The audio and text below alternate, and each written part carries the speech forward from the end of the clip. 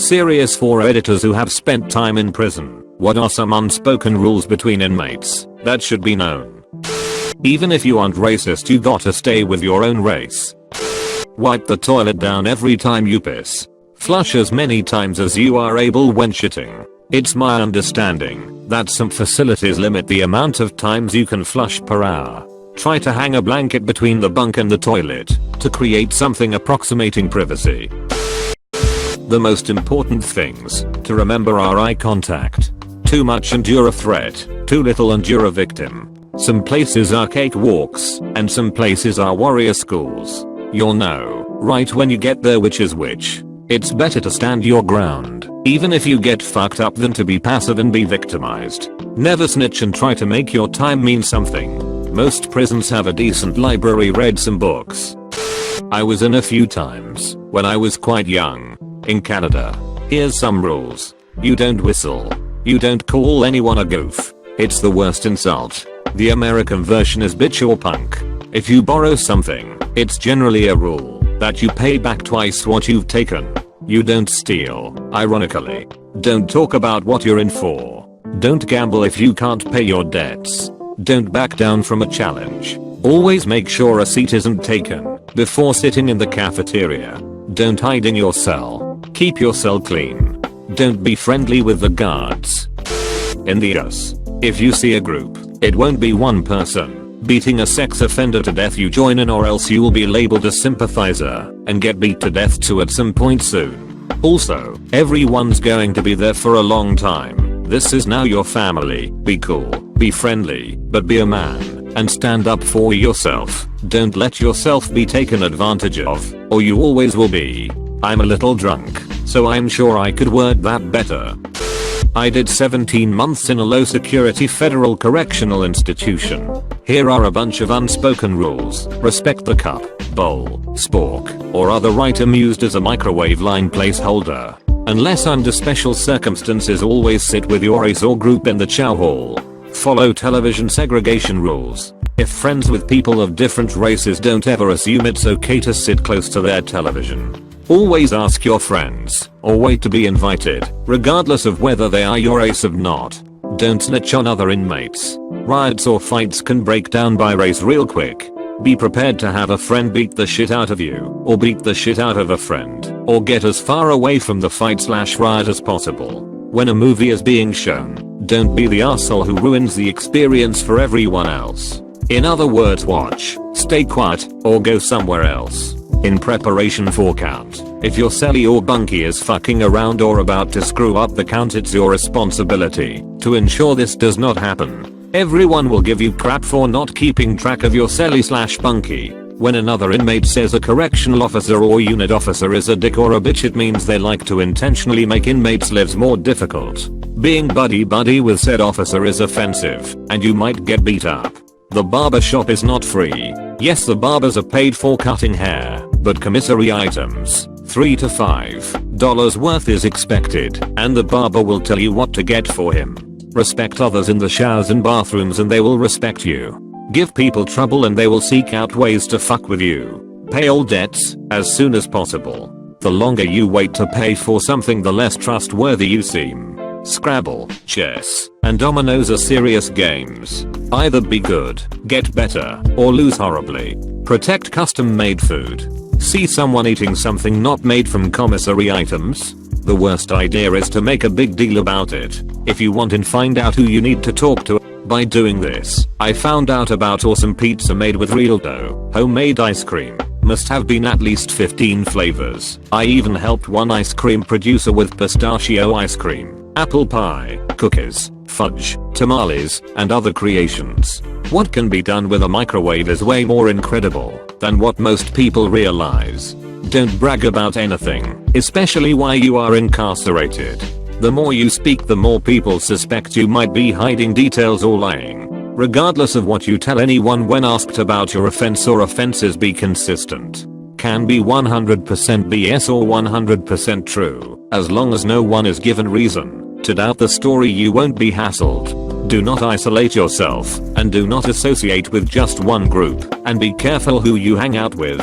Via proximity many assumptions will be made about you, but generally they will be bad. I've been in Cook County Jail in Chicago, so, while not really a prison, it's damn close. There were basically 4 main groups: blacks, Hispanics, whites, and neutron, slang for anyone that isn't in a gang. I was grouped in with the neutrons. I was asked immediately when I got to my bunk if I was plugged, slang for being in a gang.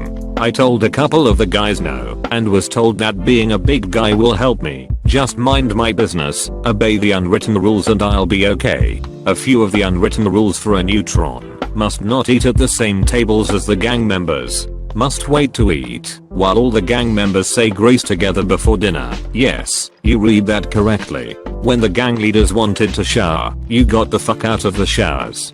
Don't get involved in any barter systems with the gangs. Gangs get extra trays of food, no one else, unless you work in the kitchen. At the same time, it was heavily frowned upon within the gang community if a fellow gang member picked on a neutron. It's considered weak, and I've seen guys get their ass kicked by their own gang for doing it. If you need to take a shit, hold it until the morning, do not stink up the cell. Seems obvious, but you'd be surprised how many people wouldn't think twice about this. I mean, when you got to go, you got to go, but have a bit of sense. Another one, and I don't know if this was just specific to my time there, but you never bring up another inmate's crime/court case if you happen upon in a newspaper or whatever. People gossip, but where I was it was a big no-no to start discussing what happened to who, unless you wanted to be beat up. This rule seemed to be enforced by the arrival of a semi-famous celebrity crime boss whose private life was splashed out all over the papers for a few weeks following his sentencing. One young guy decided it would be funny to start a chant about his wife, and was promptly sent to hospital and moved prison. Another rule we all abided by was, don't get involved in other people's feuds/fights, or whatever. No one should jump in, or stand up for anyone else for their own safety. I felt a bit bad about this as one time my cellmate, who was a reasonably decent guy, was beaten up while I watched. I just sort of shrugged, but he understood I wasn't going to jeopardize my safety to save him. After becoming friendly with some of the other inmates, it took a riot, where a guard got his face slashed, and lost an eye. To reiterate that this is prison and everyone is here for breaking the law, the majority violence related. I don't know if this is the norm, but for my clique in prison we all had an unspoken agreement that we wouldn't contact each other when we were released. Around a year after my release, I bumped into a guy I had gotten on with reasonably well with, and we both sort of pretended to not see each other and went our separate ways. I like to think it's because our gang/clique were all relatively decent guys who didn't want to be reminded of our time being locked up. I live in a relatively small city, so these incidents happen often enough. The only guy to try and engage with me sent me a Facebook message asking me for money. I debated giving it to him, but in the end I just ignored the message. Cruel, but I just don't want to be involved. A few months later he was shot dead over some drug feud. For another insight. For anyone wanting to know about juvie in this thread, these are common rules. 1. Shut the fuck up inside your cell. Don't beat/bang on the doors like a raving idiot. That will get the guards in your cell in no time to move you to the room with all the people in juvie on a more serious offense, which luckily is usually on the other side of a soundproof glass. 2. If you have any tobacco, contraband item in juvie, of course, you share with the crowd.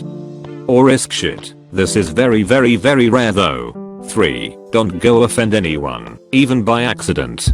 4. If you ain't gonna eat it, toss it to someone during free hour. 5. Bets on games are taken pretty fucking seriously. 6. If you're on a block with female inmates as well, even looking that way can get you in some serious shit. 7.